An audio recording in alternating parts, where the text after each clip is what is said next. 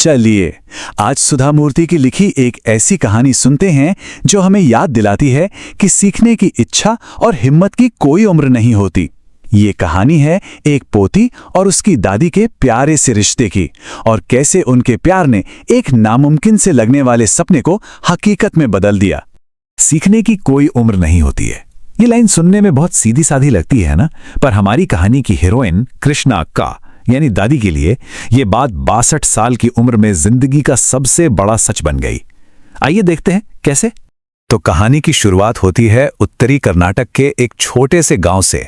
यहाँ एक 12 साल की लड़की और उसकी दादी कृष्णक्का के बीच एक बहुत ही खास रिश्ता था और ये रिश्ता हर हफ्ते की एक रस्म के इर्द गिर्द घूमता था। देखिए, उन दिनों गांव में ट्रांसपोर्ट इतना अच्छा नहीं था, तो बस हमेशा एक दिन लेट आती थी। फिर भी पूरा परिवार और खासकर दादी उस बस का बड़ी बेसब्री से इंतजार करते थे। उनके लिए ये सिर्फ एक मैगजीन का आना नहीं था, बल्कि किसी त्योहार जैसा था। असल में बात यह थी कि दादी पढ़ना लिखना नहीं जानती थी, तो हर हफ्ते उनकी 12 साल की पोती उन्हें पत्रिका में छपने वाली कहानी काशी यात्रा का नया हिस्सा पढ़कर सुनाती थी। और जब वो कहानी सुनती थी तो बस दुनिया की हर चीज भूलकर उसमें खो जाती थी। ये उपन्यास काशी यात्रा एक ऐसी बुजुर्ग औरत के बारे में था जो पवित्र शहर काशी जाना चाहती थी, लेकिन कहानी में वो एक अनाथ लड़की की शादी के लिए अपनी सारी जमा पूंजी दान कर देती हैं। कृष्णक्का ने भी कभी काशी की यात्रा नहीं की थी, इसलिए उन्हें लगता था जैसे ये उन्हीं की कहानी हो। वो उस किरदार के संघर्ष और त्याग से बहुत गहराई से जुड़ गई थीं। तो ये एक बहुत ही प्यारी और सुकून देने वाली साप्ताहिक रस्म थी जो हर हफ्ते चलती थी। लेकिन एक दिन कहानी में एक ऐसा मोड़ आया जिसने सब कुछ बदल कर रख दिया। हुआ यूं कि पोती को पास के गांव में एक शादी में जाना पड़ा। वो गई तो कुछ ही दिनों के लिए थी, लेकिन वहां बच्चों के साथ खेलने कूदने में इतनी मगन हो गई कि उसे पता ही नहीं चला कि कब पूरा एक हफ्ता बीत गया। और ठीक उसी हफ्ते कर्मवीर पत्रिका आ गई। दादी ने उसे उठाया, पन्ने पलटे, तस्वीरों को भी देखा, लेकिन एक भी शब्द पढ़ नहीं पाई। वो उनके लिए एक बहुत मुश्किल पल था, जहां उन्हें अपनी लाचारी और दूसरों पर निर्भर होने का बहुत गहरा एहसास हुआ। जब पोती वापस आई तो उसने अपनी दादी को रोते हुए पाया, और दादी ने जो कहा वो दिल को छू लेने वाला था। उन्होंने अपनी बेबसी और लाचारी को बयां करते हुए कहा कि जब तक मैं आजाद नहीं तब तक इस पैसे का भी क्या फायदा। और बस इसी गहरी निराशा और लाचारी के एहसास से जन्म हुआ एक अटूट फैसले का। ये कहानी का सबसे बड़ा टर्निंग पॉइंट है। इस समय दादी की उम्र थी 62 साल। सोचिए जरा, 62 की उम्र में वो एक ऐसी चुनौती लेने वाली थी जिसके बारे में ज्यादातर लोग सोचते तक नहीं। उन्होंने अपनी पोती से कहा, कल से तुम मुझे कन्नड़ अल्फाबेट सिखाओगी।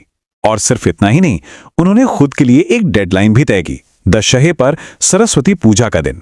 उस दिन तक वो खुद एक उपन्यास पढ़ने के काबिल बनना चाहती थीं। पोती ने पहले तो अपनी दादी की उम्र और झुर्रियों का जिक्र करके थोड़ा मजाक भी किया, लेकिन दादी का जवाब उनकी हिम्मत और इरादे को दिखाता था। उन्होंने कहा, एक अच्छे काम के लिए अगर ठान लो तो कोई भी मुश्किल तुम्हें रोक नहीं सकती। इसके बाद जो हुआ वो मेहनत और लगन की एक मिसाल है। भूमिकाएं अब बदल चुकी थीं। पोती अब टीचर थी और दादी एक स्टूडेंट, और दोनों ने ही अपनी अपनी भूमिका पूरी लगन से निभाई। दादी एक कमाल की स्टूडेंट साबित हुई। उन्होंने जो मेहनत की वो देखने लायक थी।